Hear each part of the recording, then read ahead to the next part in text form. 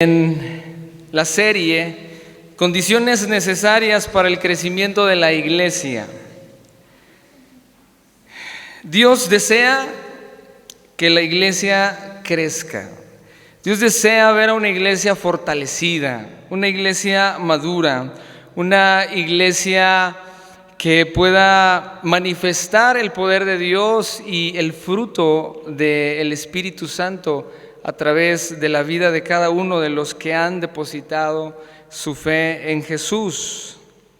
El propósito y deseo de Dios para su iglesia es bendecirla y es prosperarla. El Señor prometió que Él edificaría su iglesia. El apóstol Pablo, haciendo alusión a este mismo punto, él dijo que el Señor haría crecer la iglesia, que el crecimiento de la iglesia viene por parte de Dios. Y entiéndase la iglesia como la comunidad de personas que han creído en Jesucristo como su único y suficiente Salvador. Para que el Señor cumpla su propósito en nuestras vidas, ha dejado ciertos elementos, herramientas, condiciones necesarias que la iglesia debe buscar obtener, que la iglesia debe de buscar vivir para que el Señor pueda manifestar su poder, pueda derramar sobre la vida de cada uno de los que han creído en Él el poder de su Espíritu Santo y manifestar su obra a través de la iglesia. El Señor dijo que nos bendeciría y nos fortalecería, hermanos.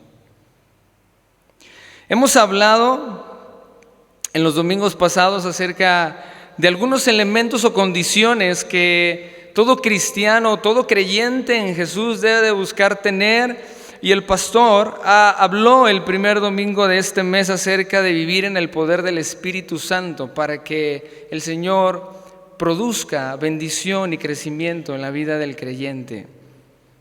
También ha hablado acerca de la comunión fraternal el domingo pasado, como otra de las condiciones necesarias o elementos indispensables para que Dios produzca crecimiento y bendición y madurez y santidad.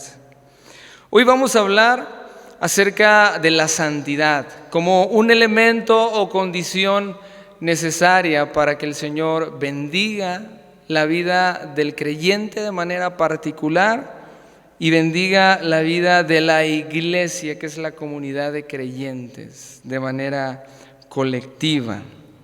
Pero antes de entrar en materia, vamos a cerrar nuestros ojos y vamos a orar al Señor. Cierre sus ojos. Padre, te pedimos en esta hora que tu Espíritu Santo nos ilumine a través de tu palabra, que es luz para nuestras vidas. Señor, pedimos por nosotros, por nuestros corazones, que muchas veces vienen endurecidos, indiferentes, apáticos a tu verdad y a tu voluntad. Padre, sensibiliza nuestro ser. Sensibiliza nuestros corazones, Padre, de tal manera que tu palabra pueda penetrar en lo más profundo de nuestra alma y pueda bendecirnos y edificarnos, Señor. Pido por tu siervo, úsame, Padre, en esta hora. Te lo rogamos en el nombre de Jesús. Amén. Cuando Cristo fue bautizado, la Trinidad se hizo presente aquel día en el Jordán. El Espíritu de Dios es una escena única o tal vez de las pocas que podemos ver en la historia bíblica, donde la Trinidad está operando en forma unida y manifestándose al mismo tiempo. Y el bautismo de nuestro Señor Jesús es un evento como ese. La palabra de Dios dice que el Espíritu Santo descendió en forma de paloma y se oyó una voz del cielo que decía: este es mi Hijo amado en quien tengo complacencia. La voz del Padre se escuchaba audiblemente en ese evento, en esa situación, diciendo: este es mi Hijo amado en quien me deleito. Él es quien me trae deleite o complacencia. Tenemos que decir, amados hermanos, que solo Cristo, y esto es un absoluto, solo Cristo puede complacer perfectamente al Padre. Fuera de Jesús no existe persona alguna en el mundo, ni ha existido una persona que haya complacido de manera perfecta al Padre, excepto su Hijo Jesús. Y su voz de aprobación se escuchó al ser bautizado por Juan el Bautista. Esta realidad, es decir, la realidad de que solo Cristo puede satisfacer perfectamente al Padre, no nos debe de llevar a decir lo siguiente: si no podemos complacer perfectamente a Dios, ¿para qué nos esforzamos? Este pensamiento radica muchas veces o es implantado por Satanás en la mente de muchas personas, que viendo la imposibilidad de la tarea, dicen: pues si no es posible, entonces no tiene caso y mejor no me esfuerzo por seguir la voluntad de Dios en mi vida. Este tipo de pensamientos, amados hermanos, ha dado lugar a vidas espiritualmente infructuosas, a iglesias infructuosas, a familias infructuosas. Iglesias, individuos o familias que no avanzan, no crecen en su espiritualidad, permanecen estancadas por años, porque creen que vivir vidas de acuerdo a la voluntad de Dios es imposible y dicen: si es así, entonces no tiene caso esforzarme. Sin embargo, la Biblia nos enseña que hay posibilidad, escucha bien, hay posibilidad de vivir vidas que agraden a Dios. Es decir, que cuando Dios vea nuestras vidas, es posible que Dios diga: me agrada la vida de ese hombre, me complace la vida de esa mujer. Vivir en santidad es posible. Muchas veces confundimos este término y santidad lo relacionamos con perfección. Santidad lo relacionamos como algo que está sobrenaturalmente imposible de alcanzar. Sin embargo, vamos a ver a lo largo de este sermón que vivir en santidad es posible para aquel que ha creído en Jesucristo como su Señor y su Salvador. Si bien es cierto, la santidad perfecta, como dije, y la santidad absoluta solo Cristo la pudo vivir en su máxima expresión, y es a través de la santidad de Jesús, es decir, su vida perfecta, cumpliendo a cabalidad cada una de la ley de su Padre, cada una de la voluntad de su Dios, cada una de sus leyes, es a través de esa perfecta vida y a través de la fe en esa obra que nosotros podemos vivir en santidad. No es menos cierto que en la Biblia también hay suficiente evidencia, hay suficiente material de parte de Dios, amados hermanos, para enseñarnos, para darnos a conocer que la santidad personal y la santidad eclesiástica, porque hay evidencia en la iglesia del primer siglo, es posible de cultivar y de alcanzar, de tal manera que Dios se agrade de nuestras vidas. Si yo no creo esta verdad, si yo no creo que eso es posible de alcanzar, voy a terminar siendo un negligente espiritual. Voy a terminar siendo un irresponsable. Voy a terminar rebajando muchas de las enseñanzas y de las verdades bíblicas que encontramos en la palabra de Dios. Hemos enfatizado a lo largo de nuestras vidas en la bondad, en el amor y en la gracia de Dios. Nos encanta hablar de esos temas y eso es verdad. Dios es amor, Dios es misericordioso, Dios es fiel, Dios es justo, Dios es compasivo. Pero muchas veces nos olvidamos de lo que nos toca a nosotros hacer correspondiendo a Él, lo que Él ha hecho ya por nosotros. Por lo cual, esto ha generado una vida desbalanceada. Ha generado vidas desequilibradas. Ha generado vidas decadentes, poco comprometidas con Dios. Iglesias enteras, como dije, sin crecimiento, sin avance, sin fruto, sin resultado, sin transformación. La pregunta es entonces, ¿es posible vivir en santidad y obediencia a Dios? Vamos a buscar una ilustración, unos ejemplos bíblicos que nos ayuden a ilustrar estas verdades. Te invito a que busques Lucas capítulo 1, versículos 5 al 6.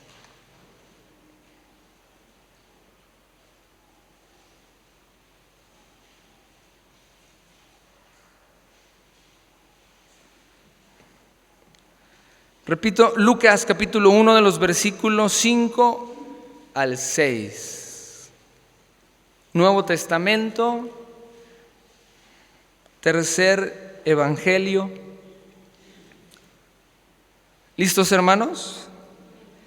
Lucas 5 de los versículos 1 al 6 dice conmigo: hubo en los días de Herodes, rey de Judea, un sacerdote llamado Zacarías, de la clase de Abías.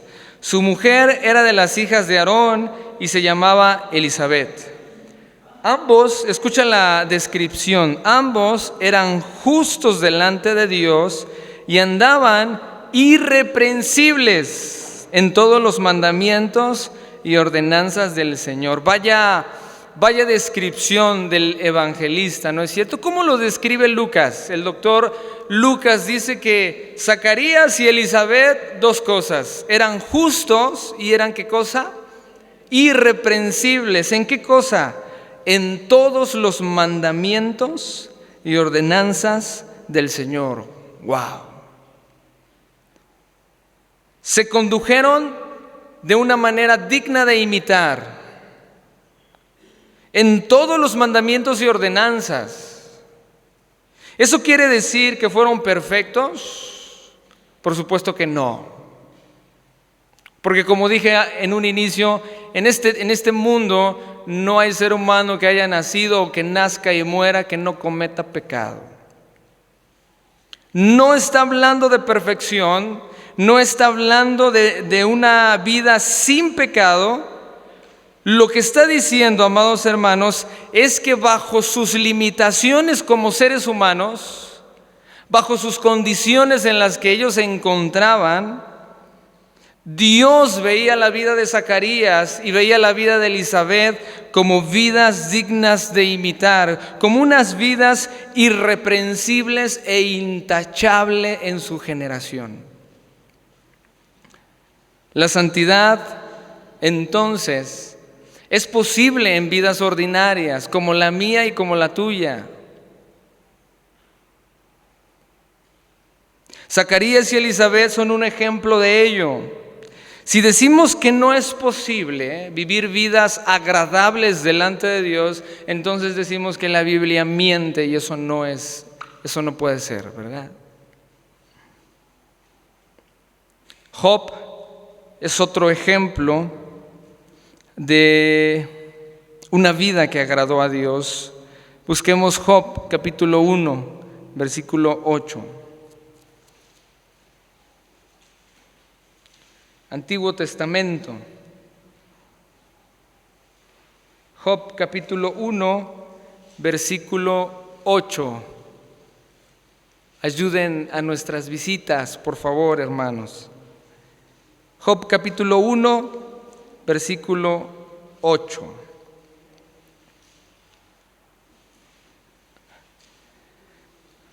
Vamos a leerlo todos juntos. Y dice en la palabra de Dios: y Jehová dijo a Satanás, todos juntos: ¿no has considerado a mi siervo Job, que no hay otro como él en la tierra, varón perfecto y recto, temeroso de Dios y apartado del mal? ¿Cómo describe el escritor a Job, verdad? Dos cualidades, entre las que pudiésemos hablar en este punto. Dice que Job, según Dios, porque está entablando una conversación con Satanás, ¿verdad? El acusador. Y Dios le dice a Satanás: oye, ¿no has considerado a mi siervo, a Job? ¿No lo has visto? ¿No has visto que él es un hombre perfecto y recto? ¿No has observado que él me teme y que él vive una vida apartada del mal? Si pudiésemos calificar según los estándares de Dios la vida de Job, Dios calificó a Job como un hombre perfecto. Dios estaba diciendo que la santidad de Job era equivalente a la de Cristo. Dios estaba diciendo que la vida de Job era igual a la vida de Cristo. Por supuesto que no, ¿verdad?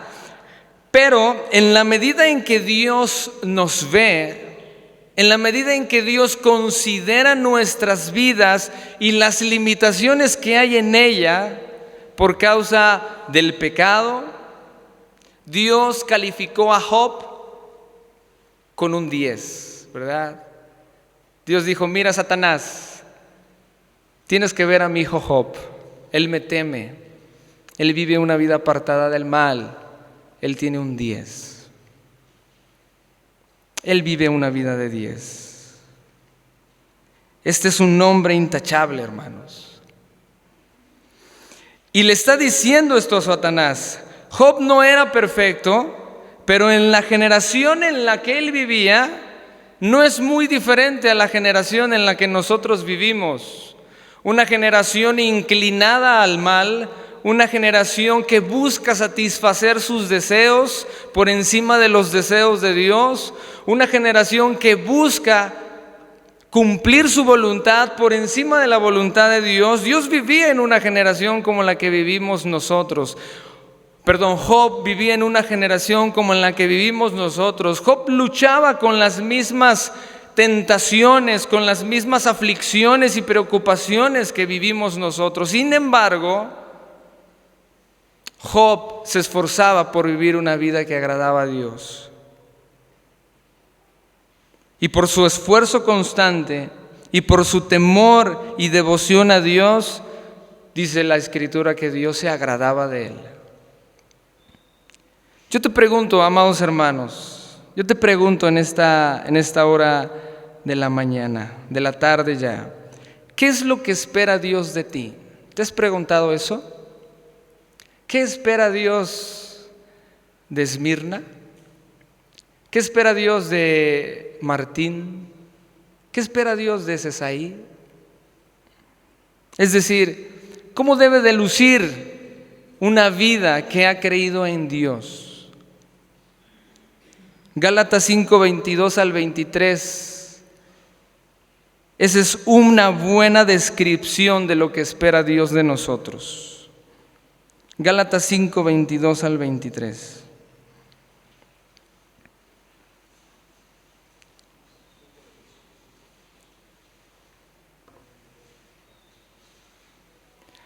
Nuevo Testamento, hermanos. Gálatas 5, 22 al 23.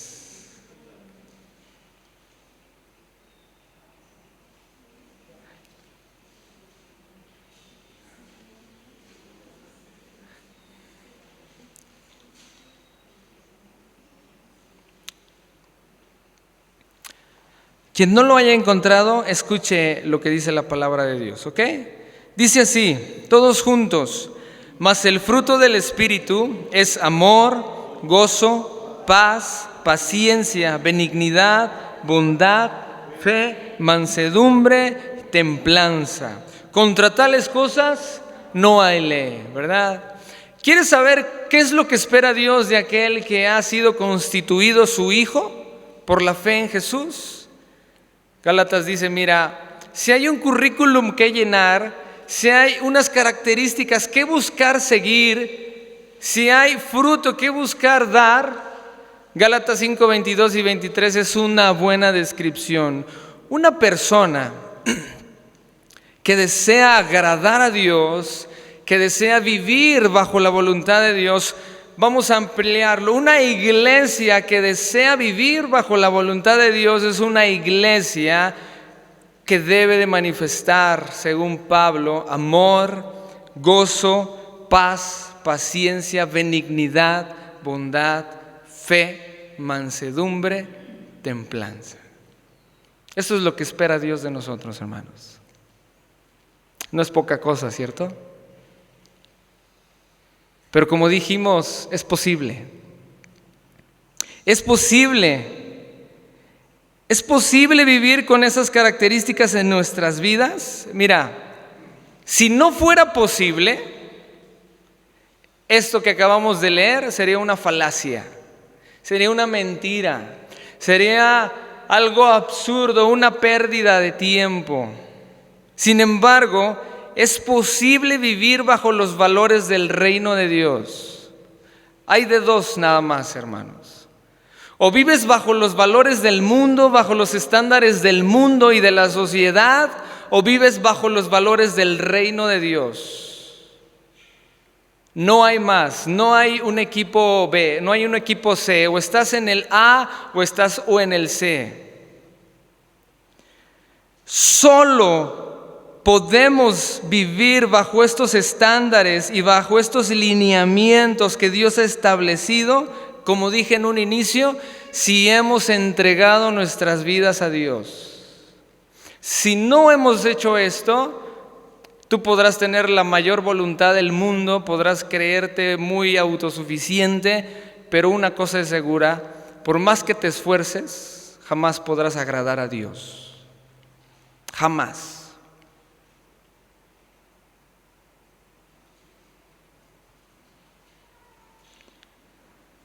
Necesitamos entregar nuestras vidas al Señor. Necesitamos dejarnos influenciar y transformar por su palabra. Necesitamos ser sensibles al Espíritu Santo que ha puesto Dios en nuestras vidas en el momento en que creímos. Necesitamos disfrutar de la comunión fraternal. Dios ha instituido la iglesia para edificación de la iglesia. Dice en la Escritura que Él ha puesto predicadores, pastores, evangelistas, maestros, propósito para la edificación del pueblo de Dios. Si tú no estás haciendo estas cosas, amados hermanos, imposible es la palabra. No podrás. Si tú no te expones a estas condiciones o elementos necesarios, los cuales en teología se llaman medios de gracia, si tú no estás dejándote moldear por Dios y estos medios de gracia, no podrás vivir en santidad y no podrás agradar a Dios jamás. Así que Gálatas 5, 22 y 23 es una descripción que puede llegar a alcanzarse, sí, usando los elementos que el Señor ya nos ha dado. Es posible vivir una vida que agrade a Dios. Y déjame decírtelo de esta manera, ¿verdad, hermano? Dios nunca te va a pedir algo que sabe que no puedes hacer. Si Dios te dice, sed santos porque yo soy santo, es porque es posible ser santo. Si no, no tendría caso. Primera de Juan 3:4. Primera de Juan 3:4.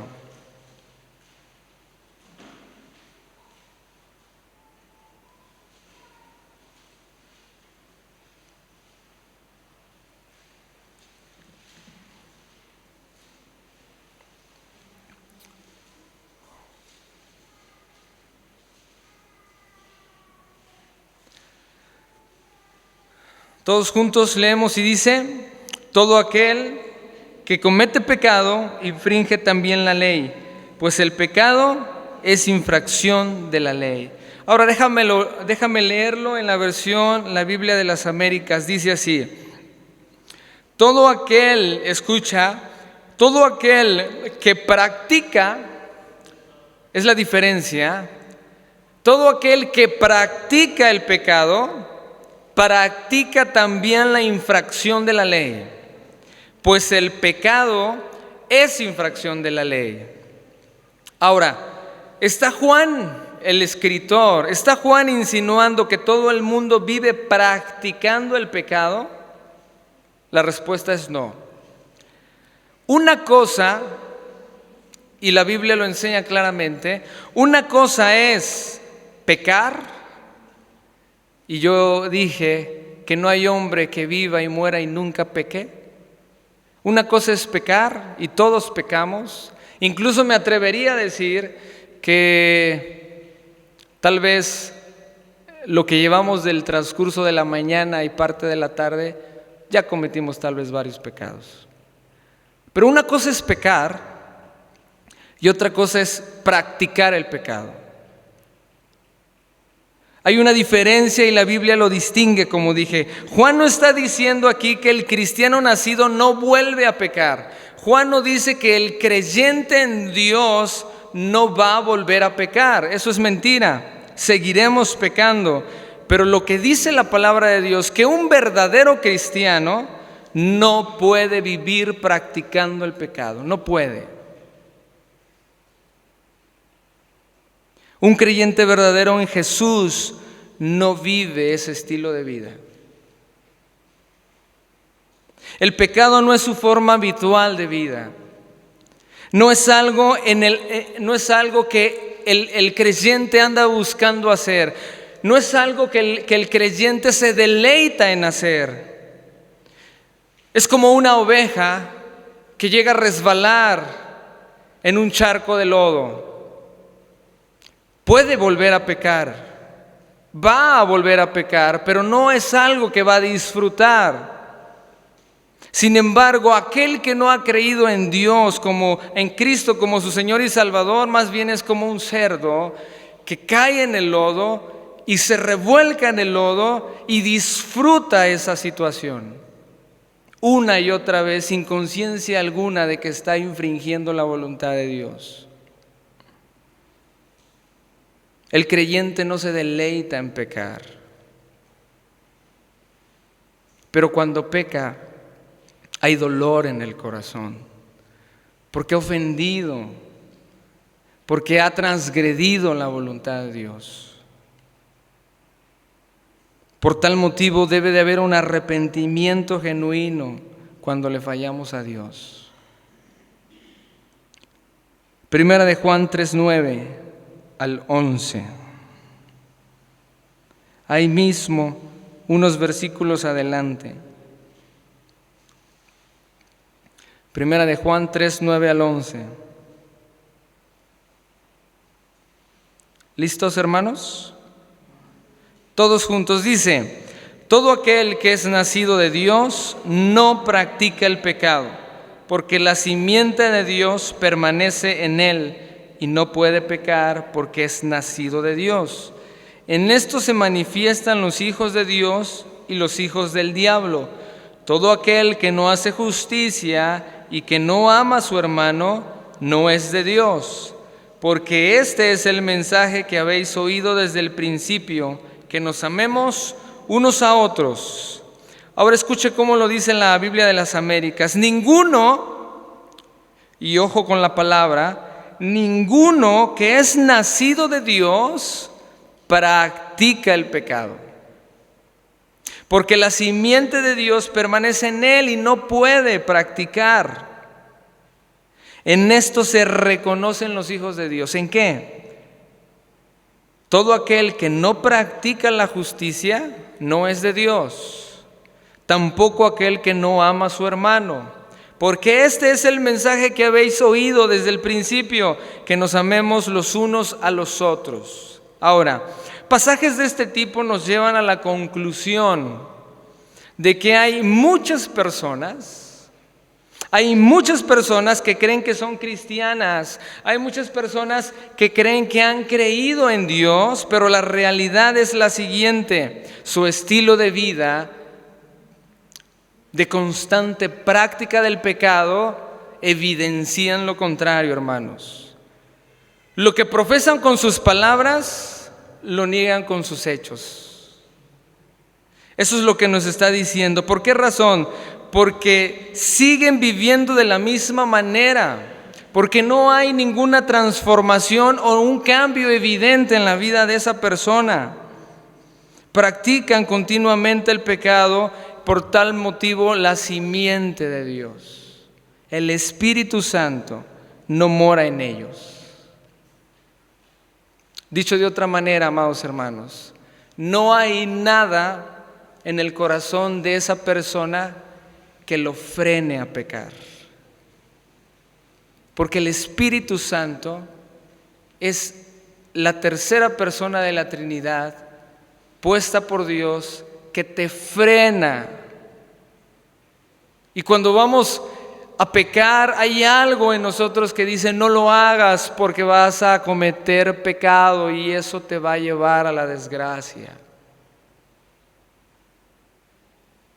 Aquella persona que lo hace sin esa conciencia, la razón es que el Espíritu Santo no está en ellos. Entonces, número 1, la santidad es posible, y número 2, eso es lo que quiere Dios de nosotros, eso es lo que espera Dios de nosotros.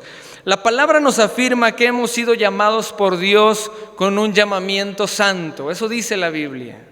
Pablo, escribiendo a los Efesios, dice que vivamos una vida digna de la vocación con que hemos sido llamados. Eso dice Pablo: vive una vida digna. Vive conforme al llamado que se te hizo. La palabra traducida como digno es una palabra que era usada comúnmente para referirse al peso en las balanzas. Escucha esto. Se refiere a una balanza que está perfectamente equilibrada en su peso en ambos extremos. Cuando esa balanza en el antiguo tiempo se encontraba bajo esas circunstancias, entonces decían: es una balanza digna, porque hay ambos pesos equilibrados. Lo que Pablo nos está diciendo con esto, cuando dice: vive una vida digna de la vocación en la cual has creído, Pablo nos está diciendo: mira, que la vocación con la que fuiste llamado sea completamente equilibrada tu vida con respecto a lo que tú has sido llamado. Una vida digna. Dios espera que tú y yo vivamos en santidad, no perfectamente, pero sí dignamente. No vidas perfectas, pero sí vidas aceptables. Romanos 12 del 1 al 2.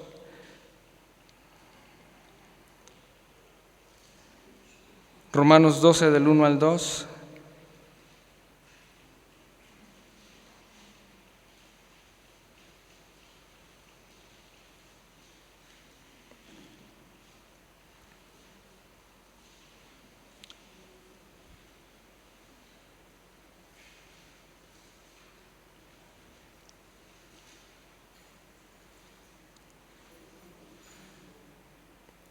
Voy a leerlo, si no lo tienes, escúchalo. Romanos 12, quien lo tenga, me acompaña, hermanos. Repito, Romanos 12 del 1 al 2 dice: todos. Así que, hermanos, os ruego por las misericordias de Dios que presentéis vuestros cuerpos en sacrificio vivo, santo, agradable a Dios, que es vuestro culto racional. No os conforméis a este siglo, sino transformaos por medio de la renovación de vuestro entendimiento. Lo releo en la versión de las Américas. Dice: por consiguiente, hermanos, os ruego, fíjate de qué manera lo pide Pablo, os ruego por las misericordias de Dios que presenten sus cuerpos como sacrificio vivo y santo, y escucha, aceptable a Dios, que es vuestro culto racional. Presenta tu vida de tal manera que sea aceptable. La santidad en este mundo siempre será imperfecta.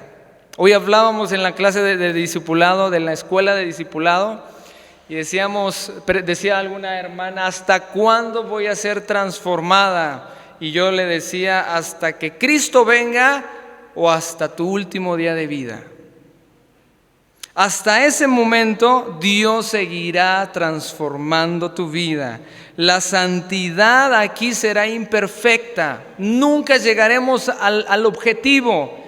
El objetivo es Cristo. Él es el blanco. Nunca llegaremos, pero eso no debe de ser una justificación para que tú no busques conseguir ese blanco. No será perfecta, pero el hecho de que sea imperfecta no quiere decir que no pueda ser aceptable, como dije.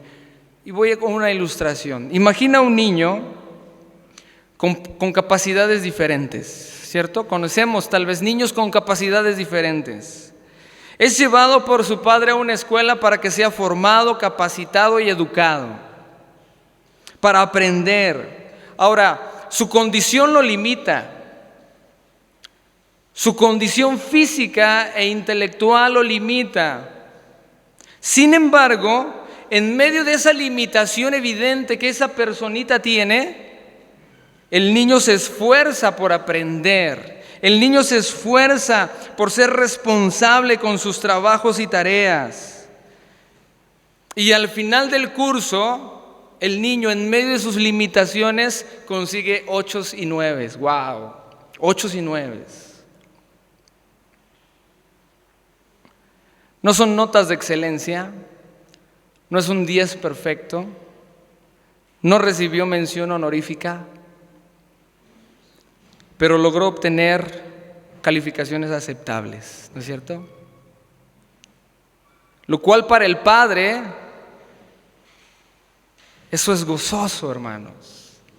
Al padre le deleita, sabiendo la limitación de su hijo, que haya conseguido 8 y 9, siendo esto aceptable delante del Padre. No fue perfecto, pero sí aceptable. Mi amado hermano, Dios conoce nuestras limitaciones y nunca esperará de nosotros 10 en esta tierra. Nunca lo hará, porque conoce nuestra condición. Pero Él espera 8 y 9. Si ponemos todo de nuestra parte, si nos comprometemos, si buscamos a Dios diligentemente, si procuramos escuchar su voz y vivimos en santidad, podremos alcanzar una vida aceptable delante de Dios. ¿Sabes cuál es el problema? El problema está, mi amado hermano, en que hay muchas personas que usan su condición limitada como pretexto para vivir conformados al mundo en el que viven. Ese es el problema. Hay muchas personas, repito, que usan su condición limitada de pretexto para vivir de acuerdo a la corriente de este mundo. La diferencia radica, escucha bien, y con esto termino. La diferencia radica en que si realmente has creído en Jesús y te estás conformando por tu condición limitada, la diferencia radica entre un cristiano bajo esas circunstancias y un cristiano comprometido con Dios y esforzado con Dios, es que el primero estará siendo constantemente disciplinado por Dios. Y el segundo estará disfrutando de las bendiciones de Dios.